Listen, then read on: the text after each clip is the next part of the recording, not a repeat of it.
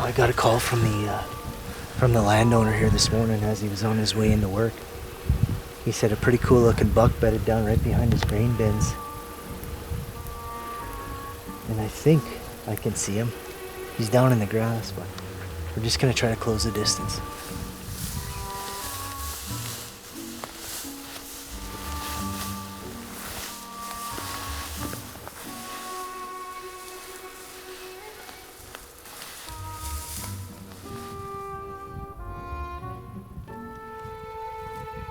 Get a range, he's right there. What the?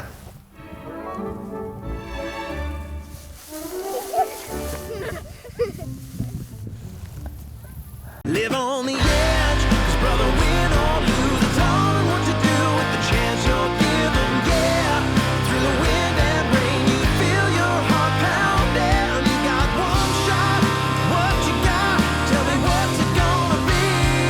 You gotta make the most of this opportunity. If others fail, make sure you succeed. On the edge.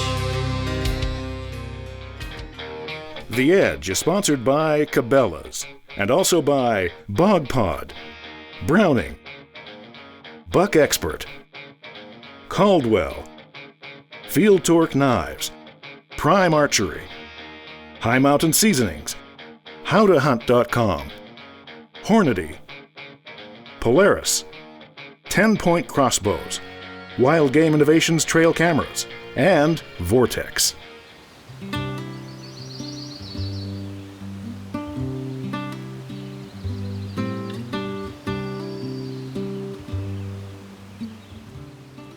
The early settlers who arrived in Western Canada were astounded by the topography of the land. Flat, open prairies as far as the eye could see. Those pioneers turned the soil and through back-breaking labor harvested bountiful fields of wheat. It's croplands for miles and miles. There's wheat, peas, oats, canola. This has got it all down there.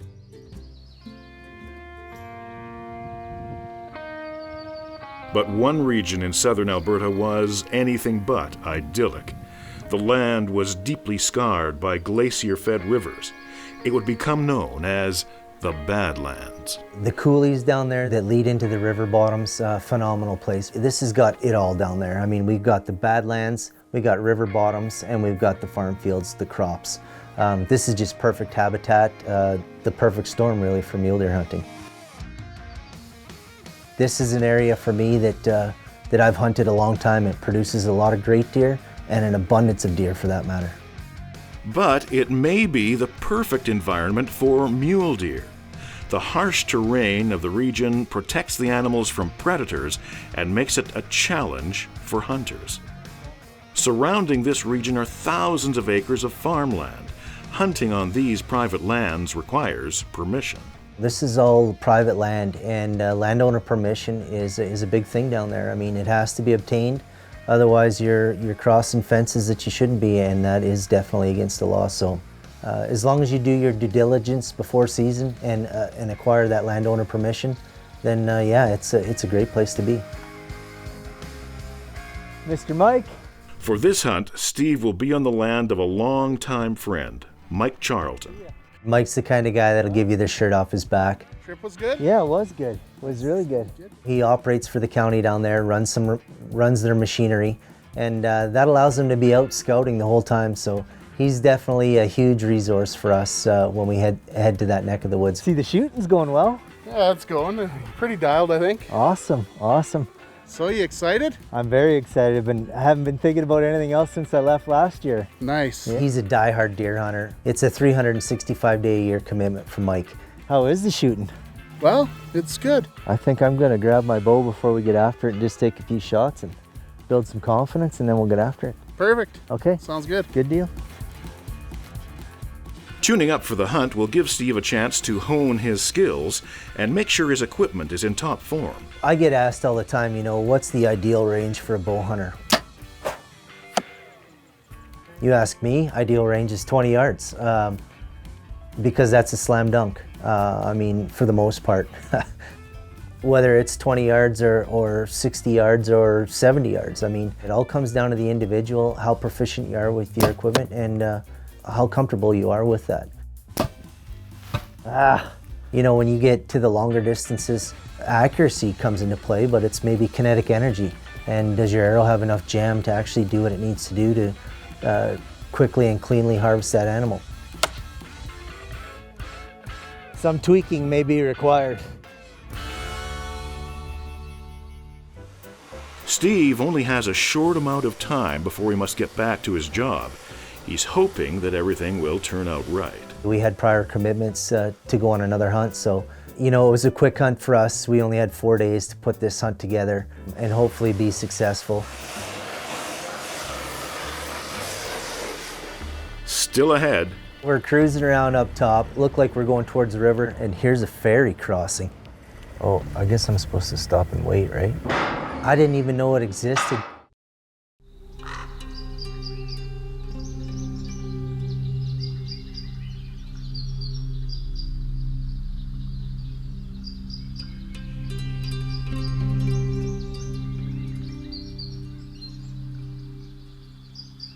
Steve is in the Badlands of Southern Alberta. He's hunting mule deer, but hasn't seen any yet. In fact, he's seeing little of anything. Well, our intent this morning was to come to this little place we call the Coulee and walk the tops, looking down in and trying to catch these deer bedded up on a bank or a bench. But temperature changed and the fog's rolled in pretty thick. It's burning off on top, but down in the coulees, I mean, it's thick as a river right now. So I think the game plan is just to take a cruise and see if we can spot anything. And it's the only thing we really can do right now. Visibility's low with this fog, so what do you do?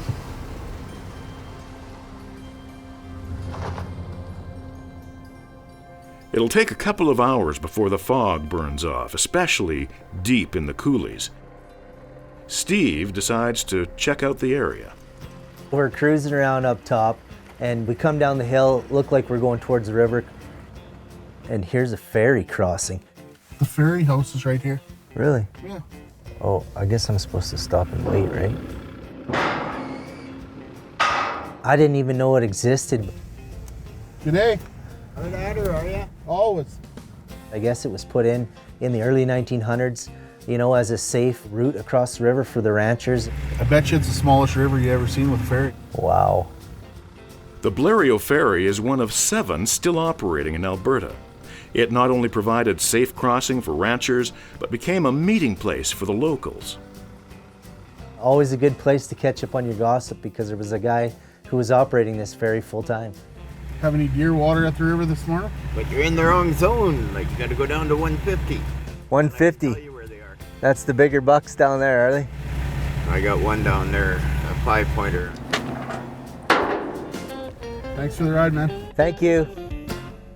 Armed with the latest intel, the skies are finally clearing and the area is abundant with deer. Pretty cool. Knowing the deer's habits is helpful as well. The coulees that lead into the river bottoms, a phenomenal place for deer. I mean, these are areas where the deer can go down, get away from any other predators, including us hunters, and feel very safe. Once these deer get down in the coulees or down close to the river, down off the banks, you're in their backyard. I mean, it's almost next to impossible to get down there without blowing them out of there, especially when you're archery hunting. It's coming up to the tops into the croplands and the pasture lands. That's where they're feeding, but that's where they also become vulnerable, and that's where we're spending most of our time. The key to my success is just finding those transition areas. I mean, the cuts going down into the river, and then of course finding you know, the preference on crop, what they're feeding on. My personal favorite's the peas, so anytime I see a pea field nestled up against the riverbanks, I'm definitely checking the edges for good trail and good sign. The terrain may be harsh, but tracking the deer can be easy if you follow their lead. You're gonna pick up a deer trail, and those are some of the easiest things to actually walk on. They got the grass beat down. I like to get down about a third of the way, is not to highlight yourself, and skyline yourself, and just go as slow as possible.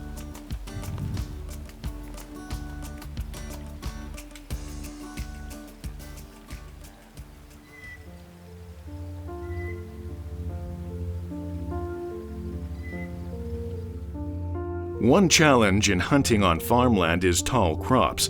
It can be difficult to spot the deer. They may be bedded down for the day or be feeding with their heads down low. Optics are everything down there on this hunt when you're hunting the coulees, because you're looking for bedded, sleeping deer. So maybe it's an ear tip, maybe it's a horn tip, a glint off the sun if we happen to get a sunny day down there. And just go slow and methodically, and you'll pick up deer. And when you do, it's all about getting the wind in your favor and stalking in on them for a nice close shot. By the end of the first day of hunting, Steve has a fairly good sense of the movements and habits of the local deer population. Now he must develop a strategy in order to succeed. Coming up. It's coming up to the tops, into the croplands and the pasture lands. That's where they're feeding, but that's where they also become vulnerable. And that's where we're spending most of our time.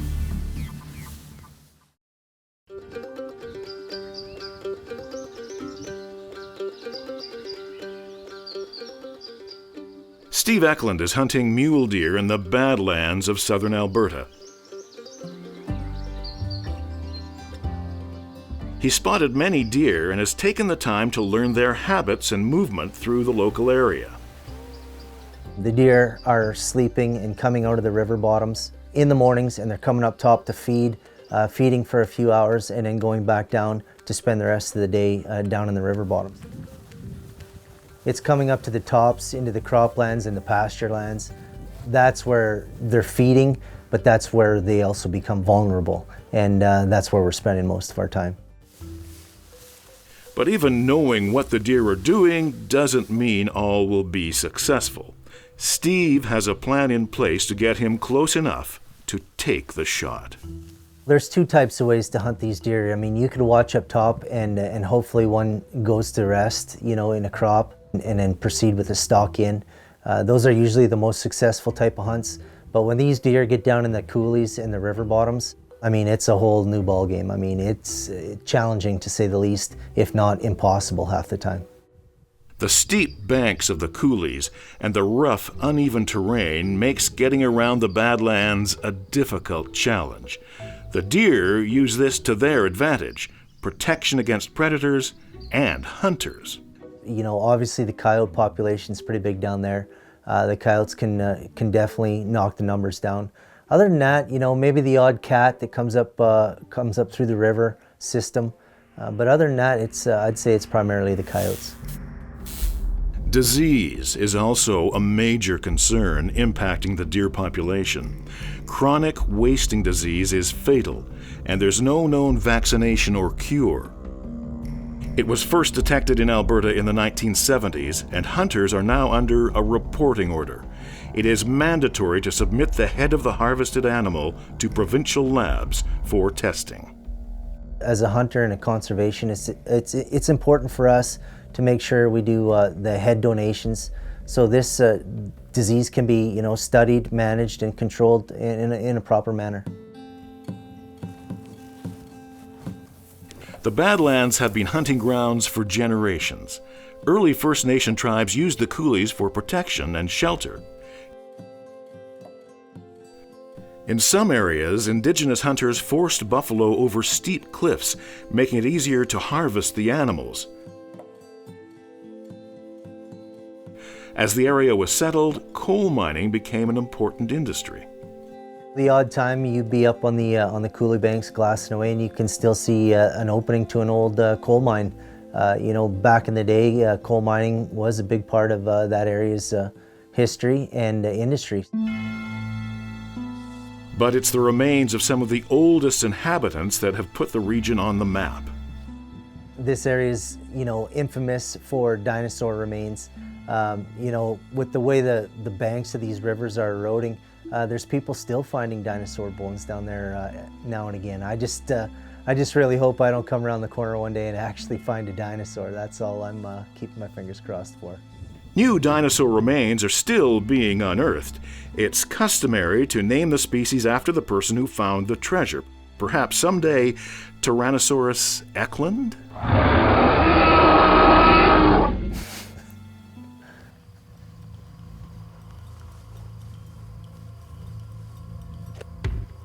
It's the end of the second day of the mule deer hunt. Steve hasn't been able to get close enough for a shot.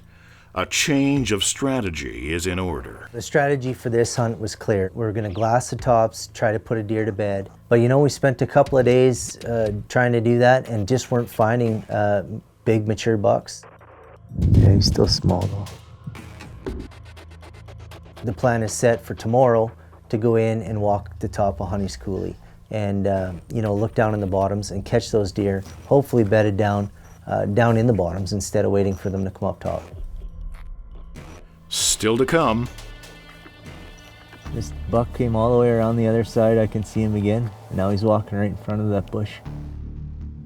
He'll be high 170s, 180.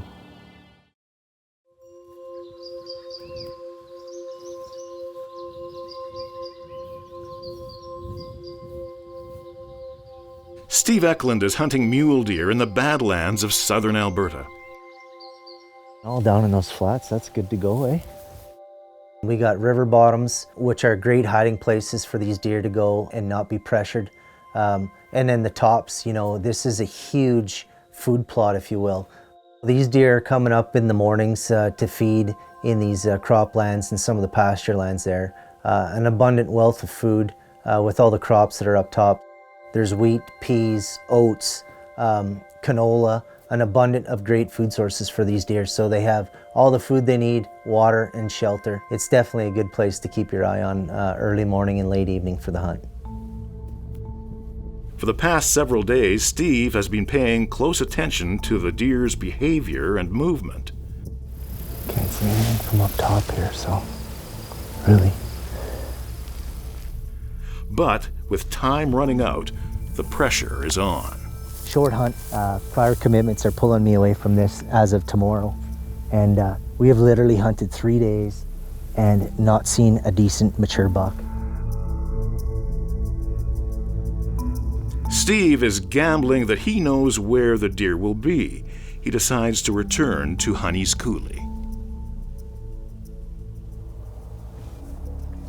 This buck came all the way around the other side. I can see him again. And now he's walking right in front of that bush. And just as he hoped and predicted, a buck is leaving the coulee and heading for the fields. He'll be high 170s, 180. All right, well, we just found a pretty decent deer, a 175, maybe into the 180s with some junk on him. So we're just waiting for him to go down right now and then make a play. Oh, this one's going down right here, in sight.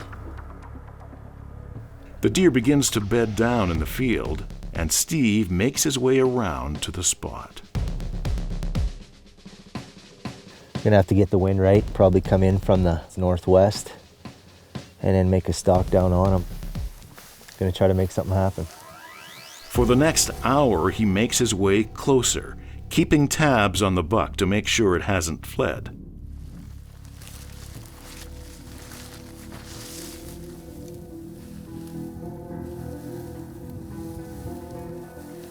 But the buck senses Steve's presence.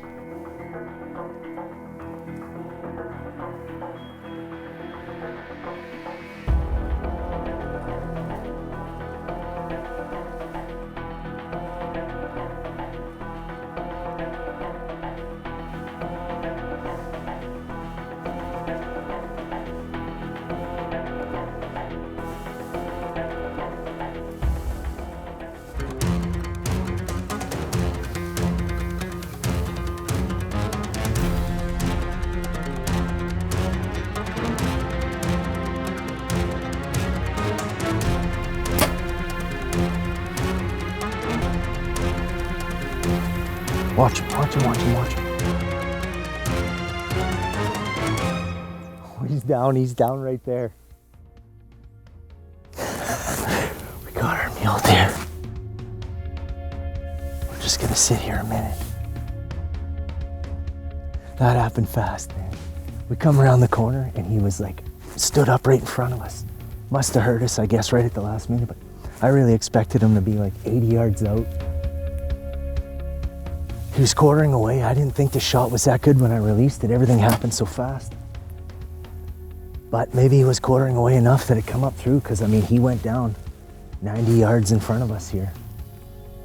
Good buck, really good buck. Couldn't be happier. I mean, he literally went down right here. There's a lesson to all you folks stalking. You know, even though you might think you're far away, get an arrow knock. I always say you don't have time to get ready, be ready.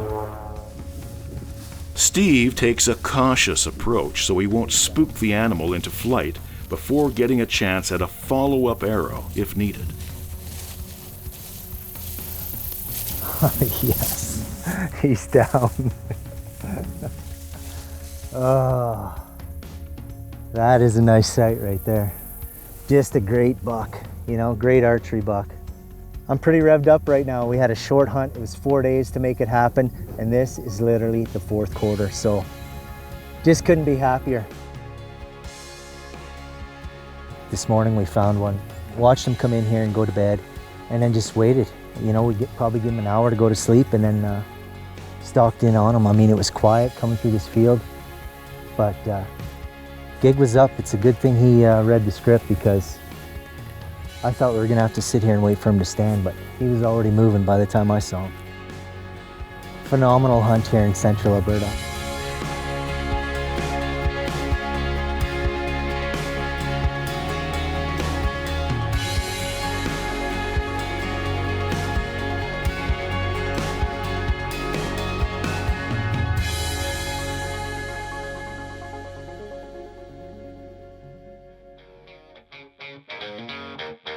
The Edge is sponsored by Cabela's and also by Bog Pod, Browning, Buck Expert, Caldwell, Field Torque Knives, Prime Archery, High Mountain Seasonings, HowToHunt.com, Hornady, Polaris, 10-Point Crossbows, Wild Game Innovations Trail Cameras, and Vortex.